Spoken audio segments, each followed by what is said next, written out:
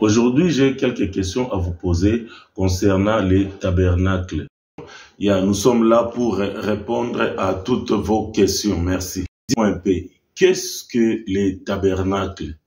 Le tabernacle, c'est un temple mobile que Dieu avait ordonné au peuple d'Israël de construire pour lui pendant leur traversée dans les déserts. Ma seconde question est de savoir pourquoi Dieu a-t-il demandé à Moïse de construire ce tabernacle? Le souci de Dieu a toujours été d'être en communion avec son peuple. Dieu est avec son peuple. Il dit, je vais habiter au milieu d'eux. Et lorsque nous regardons du Genèse jusqu'à l'Apocalypse, nous comprenons que cela est le souci primordial de Dieu, d'être avec son peuple. Ok, vous dites du Genèse à l'Apocalypse. Est-ce que vous pouvez nous expliquer cela en détail afin que nous puissions comprendre ce que vous venez de dire? Bien sûr que oui, nous pouvons voir cela du Genèse jusqu'à l'Apocalypse. Dans le livre de Genèse, nous voyons Dieu, lorsqu'il a placé l'homme, il a créé le jardin d'Éden. Et c'est de là que Dieu venait rencontrer l'homme. Et de là que Dieu avait la communion avec l'homme. Nous comprenons. Donc le souci de Dieu, c'est d'être en communion avec son peuple. Mais lorsque Adam et Ève ont péché, qu'est-ce qui s'est passé? Sa sainteté, sa gloire nous a quittés. Alors, Dieu maintenant a commencé à créer d'autres mécanismes pour être encore en communion avec son peuple. Et nous voyons cela lorsque Israël a quitté l'Égypte. Dieu était avec eux dans la colonne de nuée et dans la colonne de feu. Il continuait à marcher avec eux jusqu'à ce qu'il a instruit Moïse de construire maintenant quoi? Les tabernacles. Donc, à partir maintenant du tabernacle, Dieu pouvait être en communion avec son peuple. Et nous voyons que lorsque le tabernacle fut érigé, il y avait cette colonne de nuée, cette colonne de feu qui restait au-dessus du tabernacle. Cela manifestait cette communion-là, ces soucis-là de Dieu.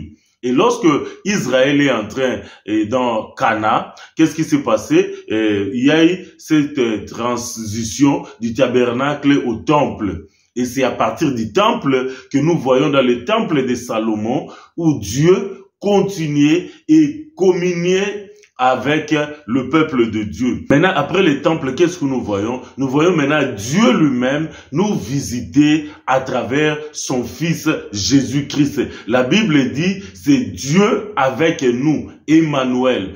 Donc, la présence de Jésus sur la terre, c'était ces communions-là que Dieu voulait être avec les hommes. Et en lui résidait toute la divinité de Dieu. Donc, c'était Dieu avec son peuple. Et aujourd'hui maintenant, nous voyons cela dans l'Église. Dieu continue à communier avec nous dans son Église, là que nous rencontrons et nous continuons dans cette communion. Et lorsque nous parlons de l'Église, nous ne voyons pas seulement l'Église bâtiment, mais nous voyons aussi nous, chrétiens, comme étant ces temples-là où le Seigneur vient habiter en nous. Et dans le futur, nous verrons cette communion avec Dieu au ciel et aussi dans les milléniums où Christ régnera avec son peuple. Donc la raison primordiale, c'est cette volonté-là de Dieu d'habiter au milieu de son peuple. C'est là où il essuie les larmes, c'est là où il bénit et il entre en communication avec Dieu. Donc du Genèse jusqu'à l'Apocalypse, c'est ce concept-là, c'est cette volonté-là de Dieu d'être au milieu de son peuple. Ok, ce tabernacle avait combien de parties? Et pourquoi y avait-il ces parties? Expliquez-nous un peu en détail, nous voulons en savoir. Le tabernacle avait 3 parties. Et pour entrer, il y avait la porte. Et juste après la porte, nous avons la première partie qui était le parvis. Et après le parvis, il y avait le lieu saint. Et après le lieu saint, il y avait le lieu très saint. Et c'est comme cela que Dieu nous montre comment nous approcher de Dieu. Parce que souvenez-vous, lorsque Adam a péché, cette sainteté, cette gloire de Dieu, cette présence nous a quittés. Alors notre nature aussi a changé. Nous sommes devenus des pécheurs. Maintenant, ici par le tabernacle, Dieu nous montre comment un homme pécheur peut s'approcher de ce Dieu-là qui est saint. Et comment, quelles sont les étapes et quels sont les procédures. Donc Dieu qui est saint, c'est-à-dire qui est dans ces lieux-là très saint, et nous qui sommes des pécheurs, on est encore dehors. Et pour entrer, nous devons passer premièrement par la porte. Et nous avons que tout cela est symbolique. Parce que la porte, lorsque Jésus est venu, qu'est-ce qu'il a dit? Il dit, je suis la porte. Et celui qui entre par moi, il aura la vie éternelle. Vous comprenez? Donc déjà, à partir de la porte du tabernacle, parce que le tabernacle n'avait qu'une seule porte. Donc pour s'approcher de Dieu, il n'y a qu'une seule porte. Il n'y a qu'un seul chemin. Et ce chemin-là, c'est Jésus. Donc tout ce qui est là, c'était symbolique. Donc nous entrons par Jésus-Christ et nous avons les étapes, nous avons l'autel du sacrifice, nous avons la cuve pour se sanctifier. Après cela, nous entrons dans les lieux saints, là où il y avait le table de pain de proposition, là où il y avait les chandeliers à 7 branches, et il y avait aussi l'autel du parfum, et ce n'est qu'à la fin, lorsque nous traversons cela, et il y avait une voile qui séparait le lieu saint et le lieu très saint.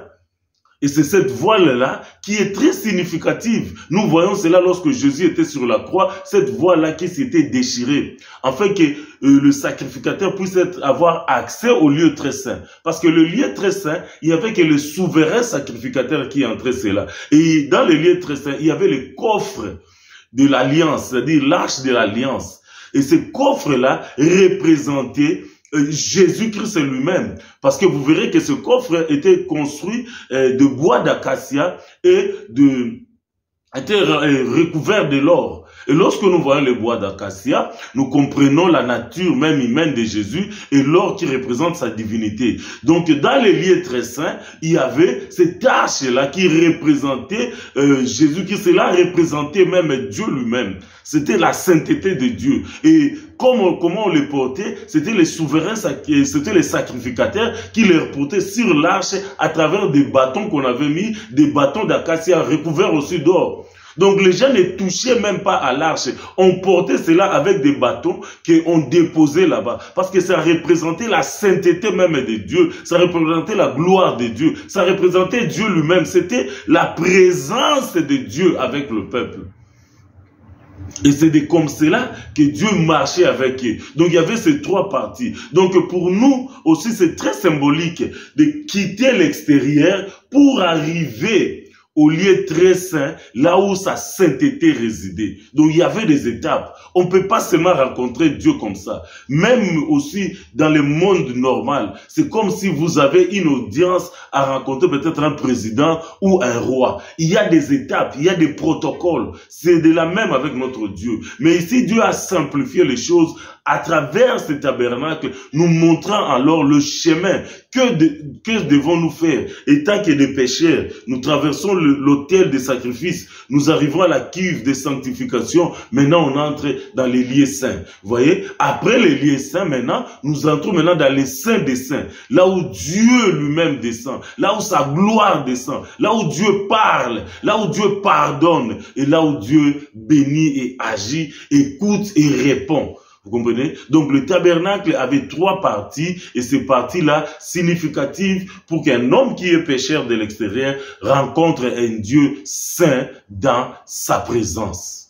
Ma question est de savoir maintenant où est ce tabernacle afin que nous puissions rencontrer Dieu. Aujourd'hui, tel que nous vous parlons, le tabernacle ne plie. Pourquoi? Qu'est-ce qui se passe? Parce que lorsque Israël, rappelez-vous, nous avons dit que le tabernacle c'était un temple mobile, c'est-à-dire ça déplaçait. C'est-à-dire lorsque le peuple traversait Israël et le désert, le tabernacle aussi était en train d'être mouvé d'un lieu à un autre. Mais lorsque maintenant ils ont entré dans la terre promise, ils ont placé le tabernacle à Silo. C'est là où le tabernacle était monté et l'arche était là. Mais lorsque David fut roi, il a eu l'idée de construire un temple. Il a construit un temple pour Dieu et c'est de là que toutes les choses qui étaient du tabernacle furent transférées dans les temples. Et les temples avaient la même structure que le tabernacle. Il y avait le parvis, il y avait le lieu saint et il y avait le lieu très saint. Et c'est dans le lieu très saint qu'il y avait l'arche de l'alliance. Et lorsque le temple fut dédié, Dieu descendit et sa gloire remplit les temples. Mais avec le temps, lorsque le peuple a péché, Dieu, après beaucoup des avertissements, le peuple n'avait pas écouté, alors Israël fut envahi par le Babylonien et par le roi Nabucodonosor. Il a détruit Israël, la ville fut brûlée et le temple de Dieu fut détruit. Tous les ustensiles furent brûlés et certains d'autres amenés en Babylone. Vous comprenez? Donc il n'y avait plus de temple. Ce n'est qu'à la période d'Esdras que Dieu réveilla son peuple pour reconstruire le temple. Et par Zorobabel, le temple fut reconstruit. Mais vous voyez, il y avait certains ustensiles qui n'étaient plus retrouvés. Entre autres, l'arche de l'alliance n'était plus retrouvée. Mais il y avait le temple. Et c'est de ce temple-là que lorsque Jésus est venu sur la terre, il a trouvé en Israël. Et à l'an 70, ce temple-là fut détruit. Donc, il n'y a plus de temple. Si je comprends bien, vous dites que le tabernacle a été transformé, devenu le temple. Et après un temps, vous dites que le temple fut détruit.